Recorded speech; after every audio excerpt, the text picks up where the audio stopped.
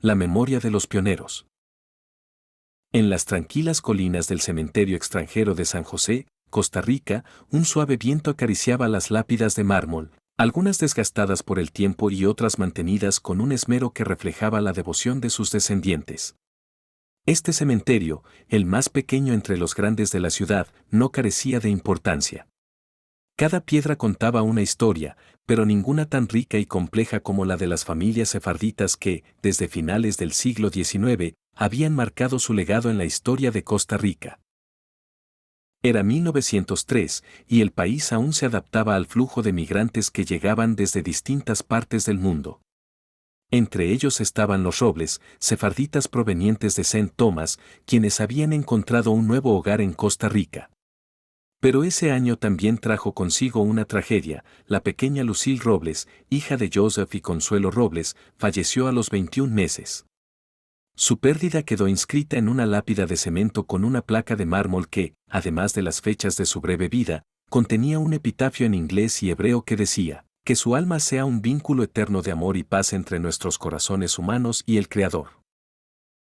La familia Robles visitaba con frecuencia la tumba de Lucille, pero nadie más lo hacía tan seguido como su tía Esther Robles. Esther había llegado a Costa Rica junto a su esposo, Moses Aso, también sefardita, y ambos habían encontrado en la masonería un espacio donde preservar valores y construir redes. Moses, quien había sido iniciado en la logia Unión Fraternal de Limón en 1895, se había convertido en un defensor de la hermandad y la igualdad. Cuando falleció en 1906, a la temprana edad de 25 años, dejó un vacío en la comunidad sefardita. Su tumba, adornada con símbolos masónicos como la escuadra y el compás, era un recordatorio de la dualidad de su identidad, judío y masón, extranjero y costarricense. El cementerio en sí mismo era un lugar especial.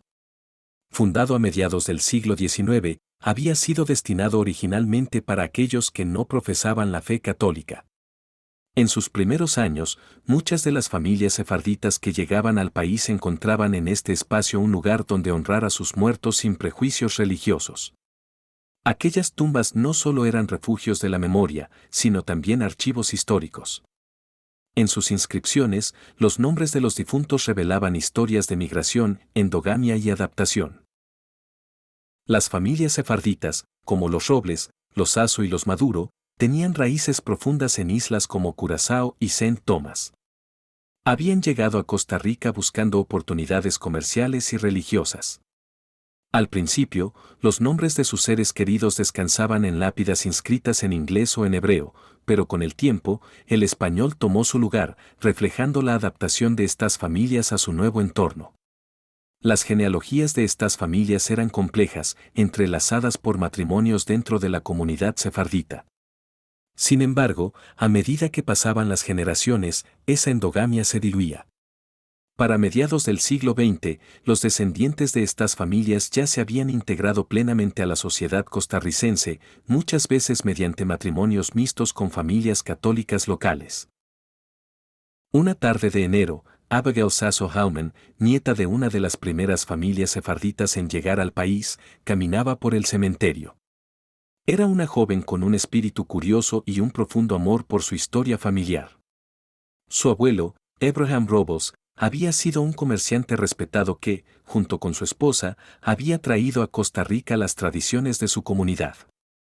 Abigail se detuvo frente a la tumba de su abuelo, cuya inscripción decía: «Protegido por tu amor infinito, mi alma descansa en calma y bendición».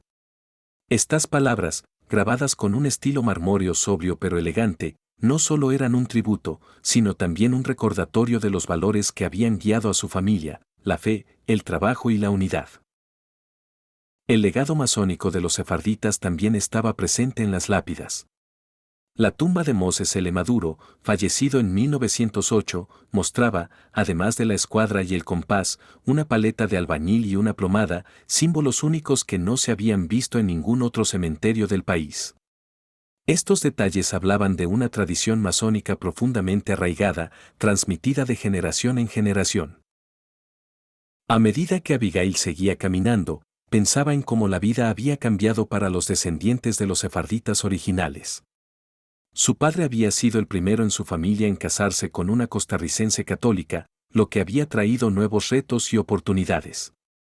Recordaba cómo su madre solía colocar flores en el Día de los Difuntos, una práctica que no era tradicional en la cultura judía, pero que había adoptado como un símbolo de la integración entre las dos culturas. Con la caída del sol, Abigail encendió una vela frente a la tumba de su abuelo. Observó el brillo cálido de la llama y pensó en las generaciones futuras. Las historias de su familia, inscritas en esas lápidas de mármol, eran un recordatorio de que la identidad no era algo fijo, sino un mosaico en constante evolución.